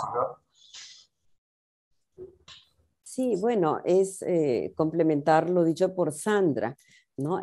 Tratar de ver desde la perspectiva que estamos optando en la universidad, la transversalidad que es necesaria, ¿no? De las humanidades, no solamente como estos 2 primeros años en donde hay bueno, los cursos propios de estos 2 primeros años, los planes de estudios, las mallas curriculares, ¿no? Pero es mirar el, el lado íntegro, el lado completo de la formación, que no acaba en 2 años de estudios. Las humanidades como programa funcionaban muy bien con esos 2 años de preparación previa para los estudiantes y de allí cada uno a su especialidad. La idea ahora es que estas mallas curriculares puedan ser vistas desde la OCE, apoyadas también por la Oficina de Formación Humanista, de modo tal que podamos ver que esta formación siga a lo largo de las especialidades, a lo largo de cada carrera, con sus propias especificidades. Entonces, no es hacer injerencia en las carreras, es acompañar esa formación. Y ese es el compromiso de la oficina, que no trabaja sola, trabaja, como sabemos, en vicerrectoría, con un consejo consultivo y con todo el equipo que puede acompañar allí, ¿no? A que esta formación se vaya dando. Entonces, es una apuesta, estamos comenzando y diría yo que vamos pues con buen pie, ¿no? Y pues seguiremos, ¿no? Apostando por la persona, como dije en mi comentario, ¿no? Por el magis, por la cura personalis, que me parece central, la formación de la persona de modo integral. Y eso se logra en cualquier carrera, allí cuando haya esa lectura del ser humano, de esa condición humana, de esa persona que está allí humanamente. Como decía justamente en la cita que leí de escrito de Rafael Fernández, está o no está en las humanidades, está el ser humano o no está. Entonces nosotros creemos que sí está y que hay que insistir en dejarlo salir, en que aparezca, ¿no? Y que no se deje simplemente sumergir en aquello que las universidades suelen hacer, es formar de manera masiva, ¿no? Profesionales, pero bueno, con esa formación muy típica, ¿no? En donde no está la preocupación por esa mirada, ¿no? Tal vez si uno lo dice en griego, la paideia, si uno lo dice en alemán, la Bildung, por esa formación, que no es solamente el aprendizaje de los cursos, cumplo un plan, termino, me paso a los otros cursos, sino de continuo, poder pensar en el ser humano para la sociedad, ¿no? Y todos los elementos pues, que ya hemos presentado, ¿no? Eso sería. Hay una pregunta que está dirigida para el padre Rafael, pero tengo la impresión que también podría contribuir a una respuesta a aquello que nos pueda decir Sandra, porque la pregunta que hace Úrsula Carranza tiene que ver con cómo se relaciona el servicio con una perspectiva humanista, ¿no? Y yo creo que junto con o incluido en la idea del servicio viene la idea de cómo evaluar ese servicio. Por lo tanto, creo que el tema de la calidad o el maíz del que se ha hablado puede también incluirse ahí, porque creo que por ahí va la idea de que Úrsula nos alcanza amablemente. ¿Qué relación hay entre servicio y perspectiva humanista? Rafael, quizás también Milagros, por favor. Gracias. Sobre esa pregunta, creo que el estudio que presento ha sido bien interpretado por Lucho Bacigalupo cuando hacía una distinción con respecto a lo que podemos entender por el don. El don en el cual he acentuado quizás por una mala costumbre metafísica la densidad, ¿no es cierto?, del ser que nos recibe, ¿no? El hecho, en el fondo, el hecho de recibirnos en la vida, pero al mismo tiempo está esa dimensión del don, entendido como darse, como un servicio al otro, como un salir de sí mismo. Este humanismo, precisamente este humanismo que tratamos de presentar, o presentamos, mejor dicho, ignaciano, cristiano, tiene una insistencia en el descentramiento del sujeto. En la medida en que el sujeto, no, la palabra sujeto no es la ideal, en la medida en que la persona está en contacto con el exterior y en concreto con la trascendencia, con Dios, en la medida en que está en contacto con Él, tanto más se siente invitado a salir de sí mismo, tanto más se siente, casi iba a decir violentado, ¿no? Violentado, obligado a descentrarse, a salir de sí. Y esta trascendencia es algo, bueno, que los filósofos, los fenomenólogos han explicado, no solo en términos confesionales de Dios, que efectivamente está en el mundo cristiano, sino también hablamos de la trascendencia entendida como todo otro que está fuera de mí, que está del otro lado de mí. Eso es lo que podría decir. Hay otra pregunta a la que quisiera después volver sobre la espiritualidad, pero eso es lo que podría decir. Y mi respuesta a la espiritualidad puede complementar la que acabo de dar.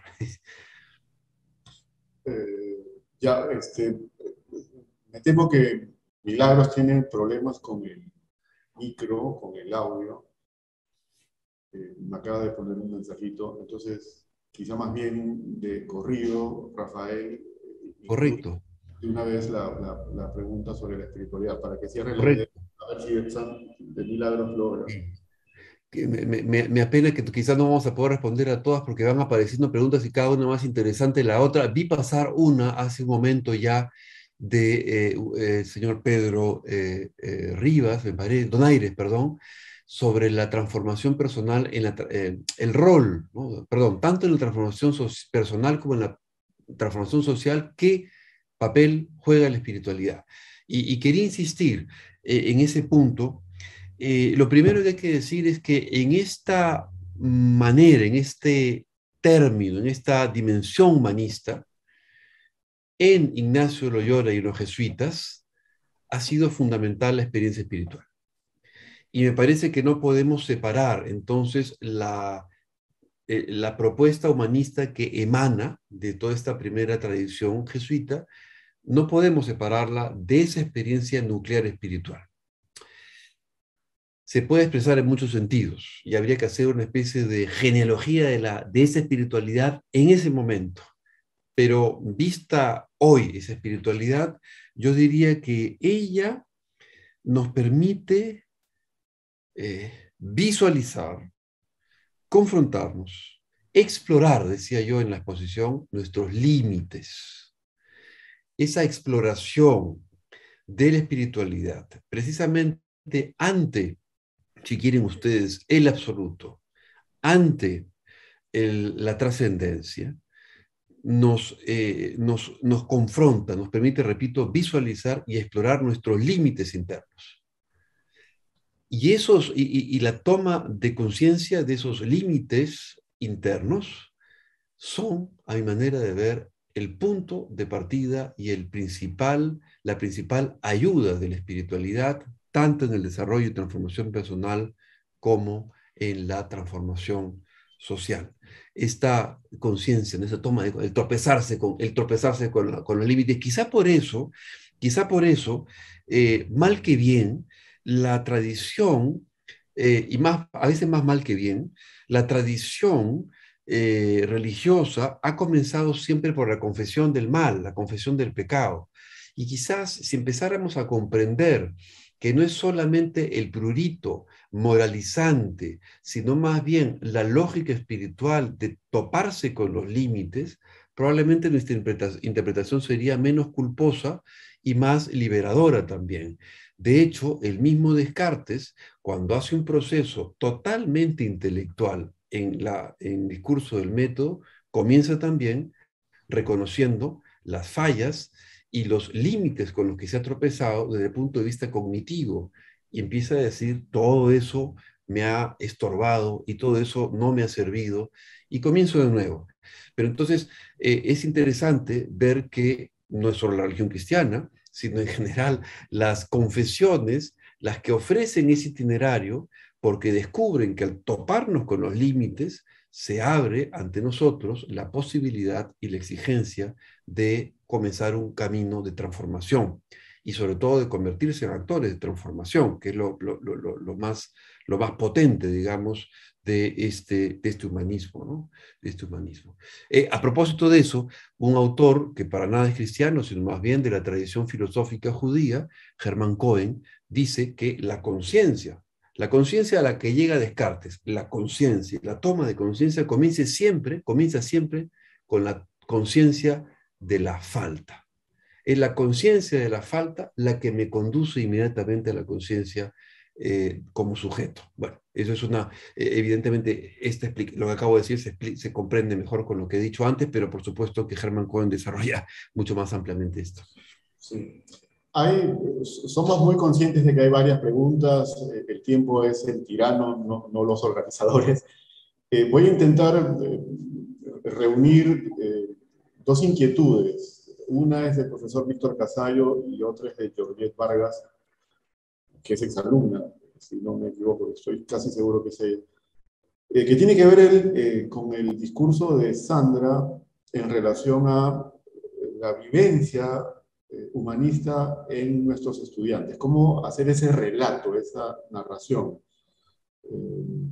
Esa es la inquietud de Víctor, pero la estoy uniendo a la de Georgette porque la pregunta de Georgette tiene que ver no con los estudiantes, sino con los docentes. Es decir, un docente que viene formado, por supuesto, de otra universidad, de otra experiencia, y llega a la Ruiz a ser docente, también cómo él se nutre de este humanismo ignaciano, cómo lo bebe. Hay una respuesta, de hecho, en el chat.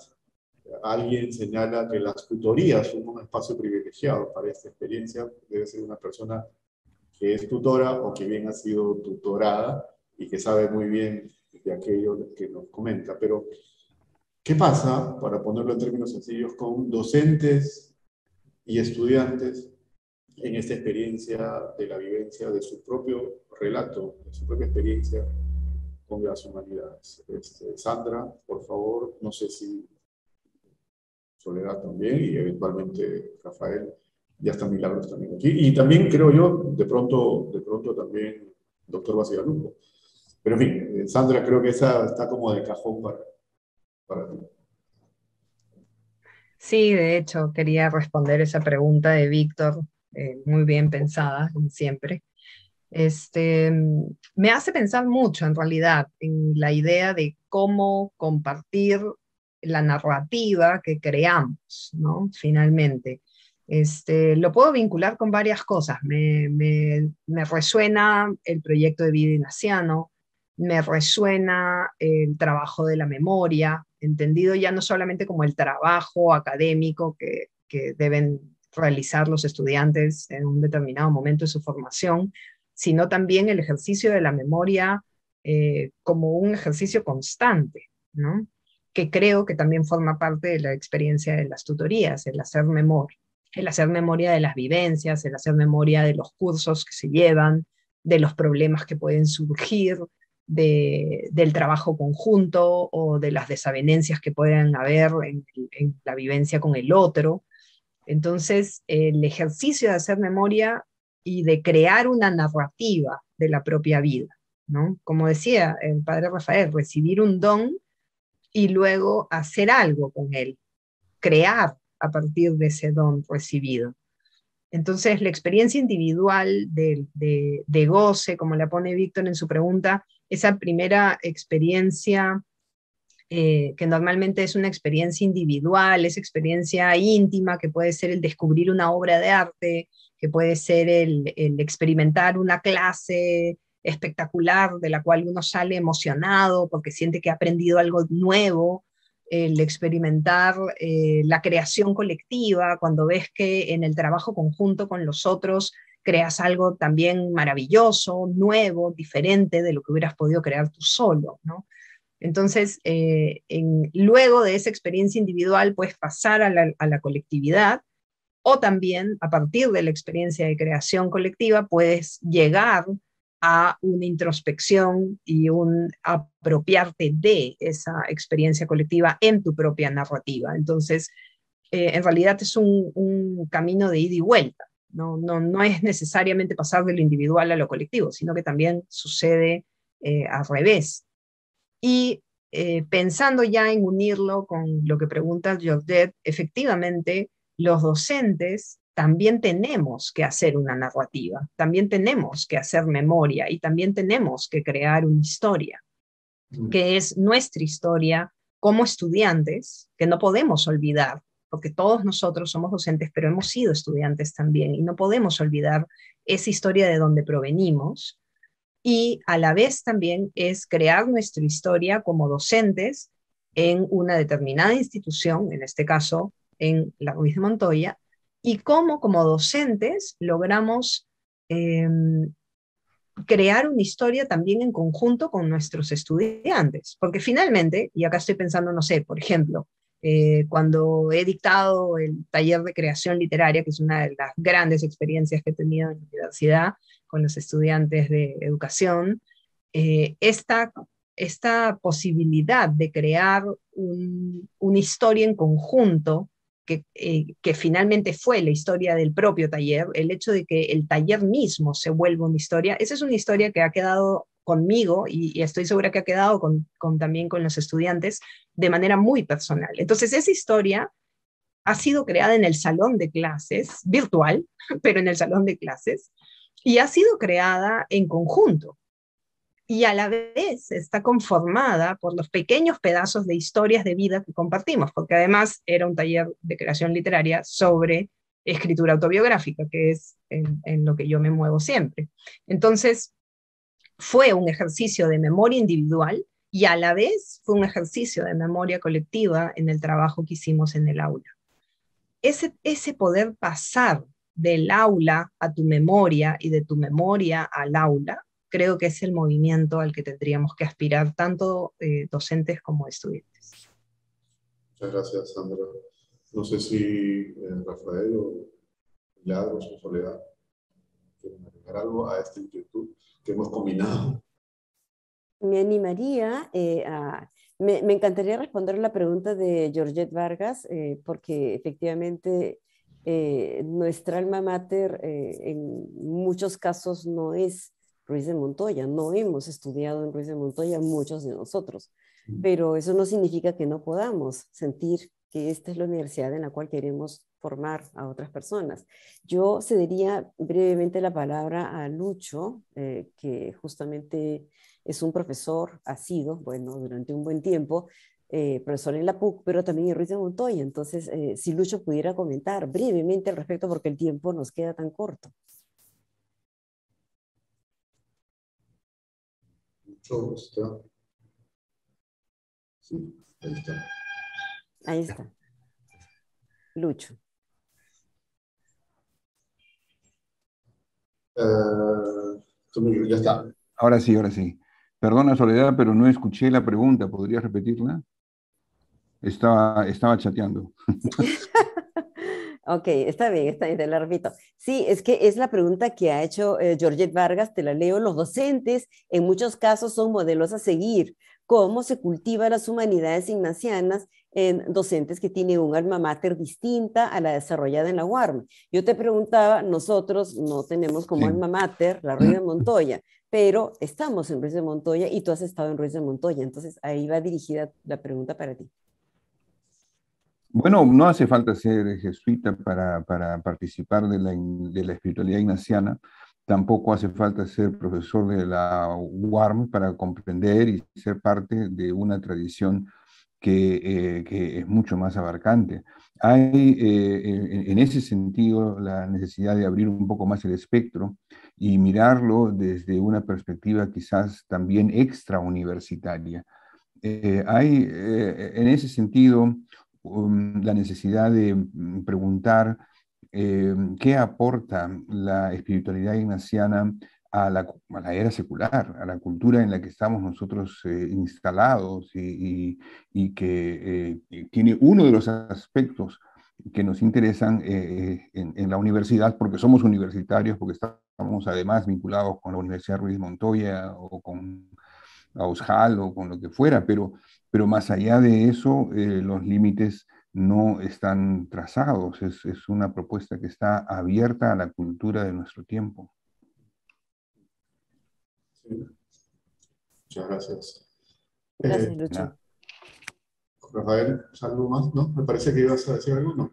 No, pensaba ya si me dan la palabra para más bien en plan de cerrar, en plan de cierre. Un segundito que sí, voy a dar la palabra a Soledad. Bueno, sí, gracias Sandra, Lucho, Luis, por tus palabras, ¿no? Hay un elemento ahí sugerente, ¿no? La potencia de las humanidades, pero yo diría también cómo las actividades humanísticas dan forma y sentido a la propia experiencia humana, ¿no? Y creo que es un compromiso que la Ruiz tenemos, nos hemos nutrido, gracias a ustedes, profesores, y ahora que a nosotros nos toca ser profesores también, ¿no? Entonces, no voy a citar a colegas, pero hay varios de nosotros que de una u otra manera seguimos esa senda, ¿no? Sé que hay muchas más inquietudes por ahí, probablemente no las hemos absuelto, pero le doy la palabra a Soledad, que es la directora de la Oficina de Formación Humanística, para las palabras ya como para ir cerrando. Soledad, por favor. No, en realidad hemos quedado en que es el rector el que va a cerrar y con mucho gusto queremos escucharlo pues haciendo el broche de oro a este evento pues que él ha presidido. Vamos, adelante Rafael. Muchas gracias, Soledad, muchas gracias, Juan Carlos. Solamente 3 cosas muy breves. La primera, agradecer a los panelistas y a Lucho Bacigalupo que han tenido a bien comentar este estudio que llevo ya un par de años desarrollando y trabajando. Creo que estas presentaciones me han mostrado acentos que quizás yo mismo no había percibido en el texto y obviamente me van a permitir seguir profundizando y desarrollando algunas aristas que merece la pena seguir desarrollando y profundizando. Lo segundo que quería decir es que esto que hemos realizado, por supuesto, este diálogo y este debate forma parte precisamente de lo que promovemos, no solo en la Ruiz de Montoya, sino lo que promueve un humanismo en general y un humanismo, por supuesto, ignaciano. Y lo tercero y último que querría decir es que este humanismo no es solo lo hemos escuchado por activa y por pasiva, no es solo una manera de pensar, no es solo una moda, no es solo una posición intelectual, sino que es también una búsqueda colectiva de transformarnos, de transformar el mundo, transformar la sociedad, y de eso se trata. Entonces, simplemente termino una vez más agradeciendo estos comentarios y, por supuesto, invitándolos a seguir profundizando y dialogando sobre este tema tan atractivo como es el humanismo ignaciano. Muchas gracias, Rafael.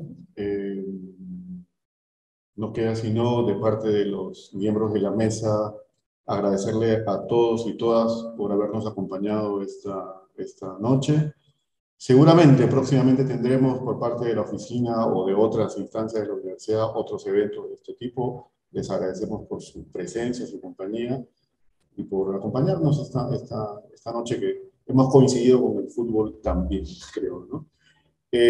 Como suele ser en tiempos de Internet y de Zoom, tengo el pedido de que, por favor, aquellos que puedan, a quien les sea posible, prender la cámara para tomar las fotos de rigor que el área técnica seguramente tomará los pantallazos que se suelen estilar en estas Yo no quiero cerrar sin antes también agradecer la presencia de muchos docentes y ex docentes. Veo a Carlos Gatti y a Pilar Gavilano también por ahí.